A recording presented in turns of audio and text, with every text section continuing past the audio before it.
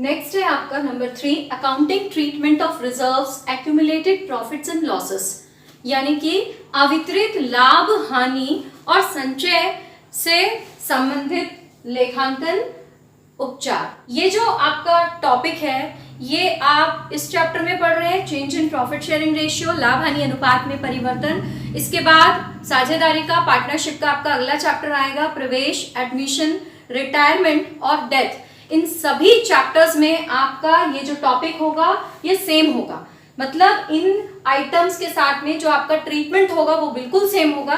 तो आप इसी चैप्टर से बिल्कुल याद रखिए कि किस प्रकार से आपको इसको ट्रीट करना है। तो देखिए यहाँ पे मैंने बात कही अवितरित लाभ, हानि और संचय। अवितरित मतलब जिनका डिस्ट्रीब्यूशन नहीं हुआ है, एक्यूमुलेटेड यानी कई सालों से है जिनको बांटना है। तो जैसे ही फर्म में पार्टनर्स डिसाइड करते हैं कि वो अपना प्रॉफिट शेयरिंग रेशियो चेंज करेंगे, तो जो पहले का उनका प्रॉफिट है, जो पहले के उनके लाभ हैं, जो उन्होंने संचय करके रखा हुआ है, वो क्या कर लेंगे, उसको डिवाइड कर लेंगे आपस में। और वो किस रेशियो में डिवाइड करेंगे, वो अपने पुराने रेशियो में उसको डिवाइड करेंगे। तो इस चैप्टर से लेके एडमिशन, रिटायरमेंट, डेथ तक आपको इस कंटेंट को सेम ही ट्रीट करना है। तो अभी से अगर आप याद करके रखेंगे तो हर क्वेश्चन में आपको ये आएगा।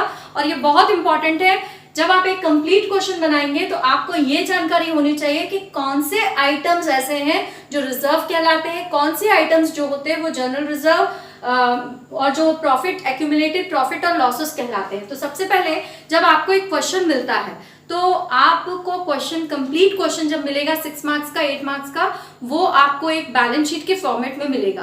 तो बैलेंस शीट में जब आप अपनी लायबिलिटी साइड आएंगे, यानी कि अपने दायित्व पक्ष में आएंगे, तो आप देखेंगे सामान्य संचय, जनरल रिजर्व। तो मैं पहले आपको आइटम्स फेमिलियर करवा दूं कि कौन कौन से आइटम्स हैं जो आपको यहाँ पे देखने हैं। संचय में एक आएगा आपका जनरल रिजर्व, हिंदी में उसे कहेंगे हम सामान्य संचय, सामान्य संचय। इसके बाद नेक्स्ट आता है इसमें वर्कमेंस कंपनसेशन फंड। कुछ रूल्स है जिसको हम आगे कंटेंट में जानेंगे। वर्कमैन कंपनसेशन फंड का मतलब होता है कर्मचारी क्षतिपूर्ति कोष। इसके बाद नेक्स्ट है इन्वेस्टमेंट फ्लक्चुएशन फंड, उतार चढ़ाव कोष। सामान्य संचय को रिजर्व फंड भी कहेंगे, जनरल रिजर्व को रिजर्व फंड यानी कि संचित कोष आप हिंदी में कह सकते हैं। इसके बाद वर्कमैन कॉम्पनसेशन फंड, कर्मचारी क्षतिपूर्ति कोष। ये जो तीनों आइटम हैं ये कहलाते हैं आपके रिजर्व्स यानी कि संचय, है ना। तो आपको इन तीनों को बहुत अच्छे से याद रखना है कि जब भी ये तीन आइटम आप देखें किसी भी क्वेश्चन में, तो आपको एडमिशन, रिटायरमेंट, डेथ और ये जो हम चैप्टर कर रहे हैं इसमें सब में इसका ट्रीटमेंट जो है वो सेम है। तो वो ट्रीटमेंट है क्या, उसमें आपको क्या करना है, इसके लिए इन सभी का नेचर क्या होता है मैंने आपको ये बताया कि ये दायित्व पक्ष में मिलेंगे, आपको दायित्व पक्ष में मिलेंगे। तो ये सब नेचर में क्या है, क्रेडिट, है ना। और जब आप इनको साझेदारों के बीच में, पार्टनर्स के बीच में डिवाइड करेंगे तो ये सब क्या हो जाएंगे, डेबिट। जनरल एंट्री होगी यहाँ पे जनरल रिजर्व या reserve fund account debit, workman compensation fund account debit, investment fluctuation fund account debit, to partners capital और करंट अकाउंट। हिंदी में सामान्य संचय खाता डेबिट, कर्मचारी क्षतिपूर्ति कोष खाता डेबिट, निवेश उतार चढ़ाव कोष खाता डेबिट, साझेदारों का पूंजी या चालू खाता से।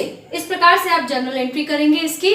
तो ये आप जब अकाउंट बनाएंगे तो अकाउंट में आपने लास्ट ईयर पता ही है आपको कि किस प्रकार से पोस्टिंग करते हैं, तो अकाउंट के अकॉर्डिंगली पोस्टिंग करेंगे। तो ये तो थे हमारे रिजर्व्स यानी कि संचय, ठीक है। इसके बाद आपको ये सारे आपको कहाँ मिलेंगे, बैलेंस शीट में, लायबिलिटी साइड यानी कि दायित्व पक्ष में।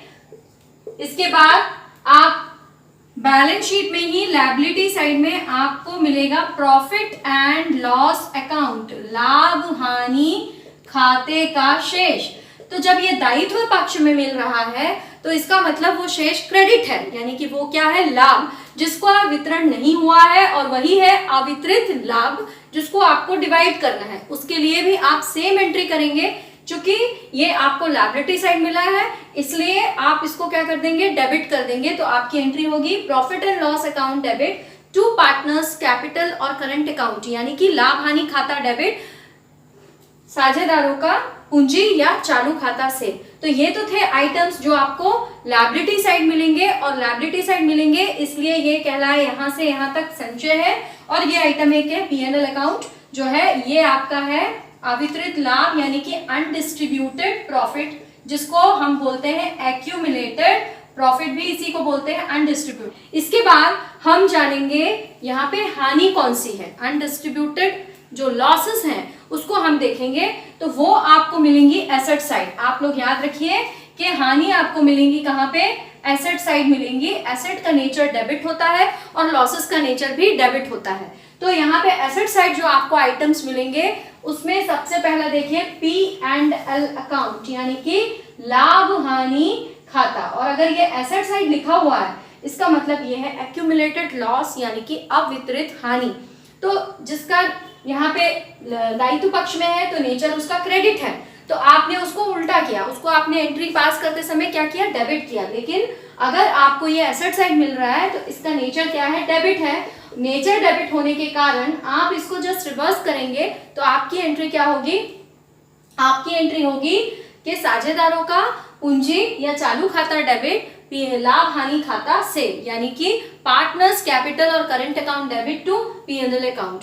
इसके अलावा आपको यहाँ पे कुछ और आइटम्स हैं जो मिलेंगे और उसको भी आपको उसी प्रकार से ट्रीट करना है जैसे कि यहाँ पे आप ट्रीट कर रहे थे। नॉर्मली सभी क्वेश्चंस में नहीं मिलते हैं, बट आपको मालूम होने चाहिए कि क्या है वो आइटम्स जो आपको यहाँ पे लिखने हैं। वो है advertisement suspense account, advertisement suspense account, advertisement suspense account या विज्ञापन उच्चंत खाता, विज्ञापन उच्चंत खाता। ये भी एक प्रकार का लॉस है, इसे भी आपको उसी की तरह ट्रीट करना है जैसे हम आपको P&L अकाउंट के लिए एंट्री बताएं। तो अब हम इसको आपको समझ में आया कि कौन सी ऐसी मदें थी जो रिजर्व्स के अंतर्गत आती है, कौन से ऐसे आइटम्स थे जो एक्यूमुलेटेड प्रॉफिट और लॉसेस के अंतर्गत आते हैं। अब हम आपको इसकी जनरल एंट्री पास करके दिखा देते हैं कि आपको एंट्री क्या पास करनी है इसकी। ये तो था आइटम्स, अगर आपको आइटम्स पता है तो आप इजीली जनरल एंट्री पास कर सकते हैं। तो आप यहाँ पे एक्यूमुलेटेड प्रॉफिट्स के लिए और रिजर्व्स के लिए जो एंट्री पास करेंगे, एक्यूमुलेटेड प्रॉफिट्स और रिजर्व्स के लिए जो एंट्री पास करेंगे, हम कंबाइन एंट्री एक साथ पास कर रहे हैं। अगर आपके क्वेश्चन में दोनों नहीं है एक साथ तो आप अलग अलग एंट्री पास करेंगे। तो आपकी एंट्री होगी general reserve account debit, workman fluctuation fund account debit, मैं शॉर्ट फॉर्म में लिख रही हूं क्योंकि इसके पहले ऑलरेडी मैंने फुल फॉर्म बता दिया, investment fluctuation fund account debit, Hindi वाले स्टूडेंट्स लिखेंगे सामान्य संचय खाता डेबिट, आप नोट कर सकते हैं, कर्मचारी क्षतिपूर्ति कोष खाता डेबिट और निवेश उतार चढ़ाव कोष खाता डेबिट। और अगर आपका अवितरित लाभ भी है तो P&L यानी कि लाभ हानि खाता डेबिट टू पार्टनर्स कैपिटल और करंट अकाउंट यानी साझेदारों के पूंजी या चालू खाता से। ये तो हुई एंट्री एक्यूमुलेटेड प्रॉफिट और रिजर्व्स के लिए, संचय और अवितरित लाभ के लिए। अब हम दूसरी एंट्री पास करेंगे हमारे एक्यूमुलेटेड लॉसेस के लिए, और जैसा कि मैंने आपको उसी समय बताया क्या था वो, तो पार्टनर्स यहाँ पे कैपिटल अकाउंट या करंट अकाउंट यहाँ पे होंगे debit to P&L account to advertisement suspense account. अब ये क्वेश्चन यहाँ पे आता है कि इन आइटम्स को जब आप पार्टनर्स के बीच में डिवाइड करेंगे तो किस रेशियो में करेंगे। ये बहुत ही सीधी सी बात है कि हम जो भी पुराना है उसको बांट रहे हैं, उसको बिल्कुल एंड कर रहे हैं। तो यहाँ पे ये जो डिवीजन होगा वो उनके पुराने अनुपात में होगा, यानी कि इन ओल्ड रेशियो। यहाँ पे जो डिवीजन होगा वो किसमें होगा? In old ratio. ठीक है, तो इस प्रकार से आप ट्रीट करेंगे एक्यूमुलेटेड प्रॉफिट्स एंड लॉसेस का।